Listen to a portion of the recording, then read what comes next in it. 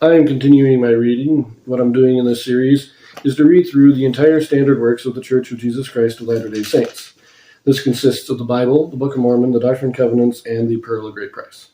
I am reading in a chronological order of events, not according to publication or volume, so I will be skipping around a little bit as I move along.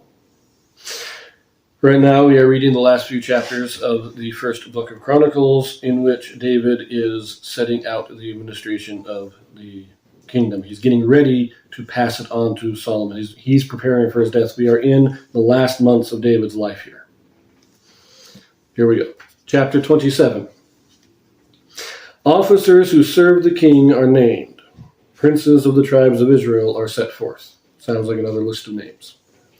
Now the children of Israel, after their number, to wit, the chief fathers and captains of thousands and hundreds, and their officers that served the king in any matter of the courses, which came in and went out month by month throughout all the months of the year, for every course, were 24,000. Over the first course, for the first month, was Joshabim, the son of Jabdiel, and in his course were 24,000. Of the children of Perez was the chief of all the captains of the host for the first month. And over the course of the second month was Dodai the Ahahite. And of his course was Mikloth also the ruler. In his course likewise were 24,000. Interesting. Now let's pause a minute here. So what we have here is, in the first month, you have a civil administrator and a military commander that serve for the first month. And then for the second month, you have the same thing, a civil leader, civil administrator, and a military commander. And they're taking turns. Each one serves for 1 month. So it's on a rotation, just like he did with the Levites, setting them up to serve for a time in the temple in a rotation over the year. He's doing the same thing here. So in the first month, we have Joshabim is the civil ruler or civil administrator, and Perez is the chief of all the captains. In the second month, Dodai was the administrator, and Mikloth, I believe, was the captain, although they're both he's called ruler, not a captain over the host. But let us continue. Verse 5. The third captain of the host for the third month was Benaiah, the son of Jehoiada, a chief priest. And in his course were 24,000. This is that Benaiah who was mighty among the 30, and above the 30. And in his course was Amizabad, his son. So he was one of the 3 mighty men. Okay. The fourth captain for the fourth month was Asahel, the brother of Joab, and Zebediah, his son, after him. And in his course were 24,000. I'm going to have to pause just a moment here. Asahel died. He was killed by Abner near the beginning of David's reign, almost 40 years earlier. So how is he a ruler over the fourth month? I wonder if after the first Asahel died, his mother had another son and named him after his brother, which has happened before in history, so it's interesting. Anyways, let's continue. Verse 8. The fifth captain for the fifth month was Shamhuth, the Israelite, and in his course were 24,000. The sixth captain for the sixth month was Ira, the son of Ikish, the Tekoite, and in his course were 24,000. The seventh captain for the seventh month was Helez, the Pelonite, of the children of Ephraim, and in his course were 24,000. The eighth captain for the eighth month was Sibekai, the Hushathite, of the Zarhites, and in his course were 24,000. The ninth captain for the ninth month was Abiezer, the Anotathite, of the Benjamites, and in his course were 24,000. The 10th captain for the 10th month was Maharai, the Netophathite of the Zarhites, and in his course were 24,000. The 11th captain for the 11th month was Benaiah, the Parathonite of the children of Ephraim, and in his course were 20 and 4,000. The 12th captain for the 12th month was Heldai, the Netophathite of Othniel, and in his course were 20 and 4,000. So it seems that only the first 4 months are given 2 rulers. And then after that we have only 1 listed. I don't know why that is either. It's an interesting thing. But anyways, each month has its own ruler. They also each have their own army, 24,000 men. Meaning that, if Israel was attacked, if Israel was forced to go to war in the first month, well, we have 24,000 men who are assigned to serve in the army for that month. They would be the ones going out to war. They would be led by Joshabim and Perez. And that's how it's all organized. If we go to war in the second month, well, we get the other guys. It's all nicely organized. Let's continue here, though. Verse 16. Furthermore, over the tribes of Israel, the ruler of the Reubenites was Eleazar, the son of Zichri, of the Simeonites, Shephatiah, the son of Maacah, of the Levites, Hashabiah, the son of Kemuel, of the Aaronites, Zadok, of Judah, Elihu, one of the brethren of David, of Issachar, Omri, the son of Michael, of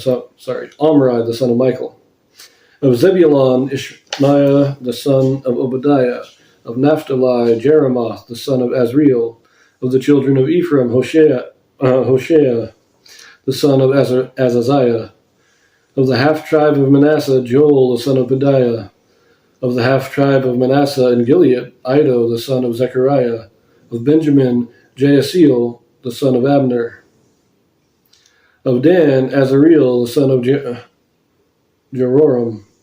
These were the princes of the tribes of Israel. Okay, let's see now. We have Reuben, Simeon, Levi, Judah, Issachar, Zebulun, Naphtali, Ephraim, Manasseh, Benjamin, Dan. I did not see Gad. Of course, there's 2 for Manasseh, because Manasseh has a land on the east and on the west. We also have a separate one for the Aaronites, meaning the high priest, Zadok. He is the high priest. But there's no mention of Gad here, so we're missing one of the tribes. What happened to Gad? Now Gad, he's in the center on the west, bordering the Philistines, kind of surrounded by 4 or 5 other tribes. What happened to Gad? Why is there no... I don't know. Something's odd there. But I do find it interesting that the Benjamin, the chief of Benjamin, is the son of Abner. I'm assuming it's the same Abner who was the captain of the host of King Saul and was murdered by Joab. So...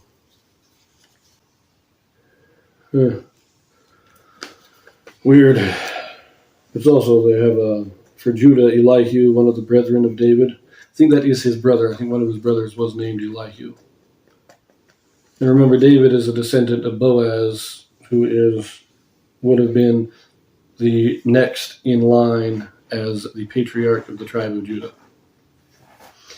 So it would have gone Boaz, then Jesse, then Obed. It would have gone to Obed's eldest son, but David is his youngest son. So it's in that lineage, though. So anyways, verse 23.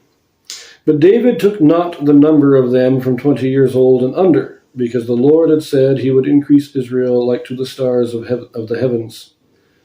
Joab, the son of Zeruiah, began to number, but he finished not, because there fell wrath for it against Israel. Neither was the number put in the account of the Chronicles of King David.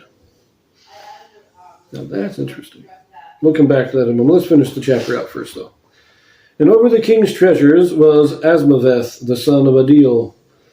And over the storehouses in the fields and the cities and in the villages and in the castles was Johannathan, that's how you pronounce it, Johannathan, the son of Uzziah. And over them that did the work of the field for tillage of the ground was Ezrai, the son of Caleb. And over the vineyards was Shimei, the Ramathite. Over the increase of the vineyards for the wine cellars was Abdai the Shifmite, and over the olive trees and the sycamore trees that were in the low plains was Baal-Hanan the Gedorite.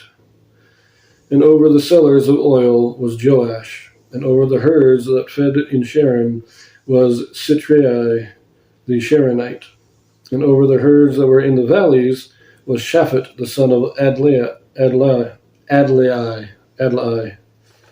Over the camels also was Obil the Ishmaelite, and over the asses was Jediah the Maranathite, and over the flocks was Jesus the Hagarite.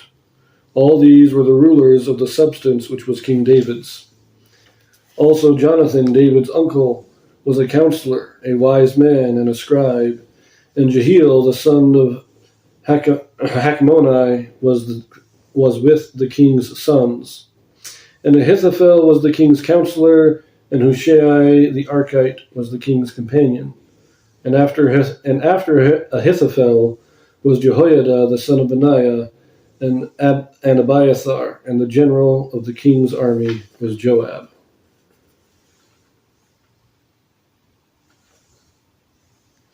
Now remember, Ahithophel killed himself. That's why it says, and after Ahithophel, Jehoiada the son of Benaiah. So I get the impression that Jehoiada became the chief counselor of David after Ahithophel, after Absalom's rebellion and Ahithophel's death. Jehoiada became the next counselor. But let us flip back to this one moment here. It says, David took not the number. Joab started to take the number, but he did not finish it because of the wrath. And then it says, neither was the number put in the account of the Chronicles of King David. In other words, what we have as the book of Chronicles is not the original Chronicles of the Kings. And you'll actually see that there's other references to the Chronicles of the Kings throughout the book of Kings. What we have as the Chronicles is not the same thing. The book of Chronicles that we have is a compilation made probably during the Babylonian captivity to lay out the administrations of David, who was living in Jerusalem at the time of the captivity, and how their ancestry organizes them into the administration of the people. That's largely what Chronicles is about, which is why, to a large extent, it just skips over the rebellion of Absalom. Because its main focus is the administration of the state, not the internal struggles and the internal strife. And so it just skips over those things. But the Chronicles of King David would have been a separate book written at the time of David that the scribes would have kept to keep a record of his life.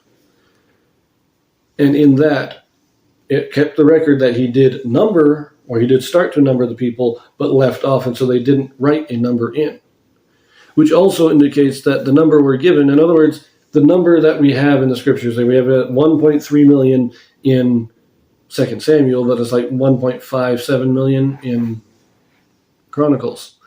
The disparity of numbers can be attributed to the fact that they probably have different source material, different people claiming different things, because David said, don't write it down. He didn't write it. And so somebody else kept a record of what that number was. And the people that compiled, the authors of Samuel and Chronicles here that we have, just got bad information because David didn't actually keep an official record of it. I find that very interesting. But this is already too long, so I'll see you in the next one.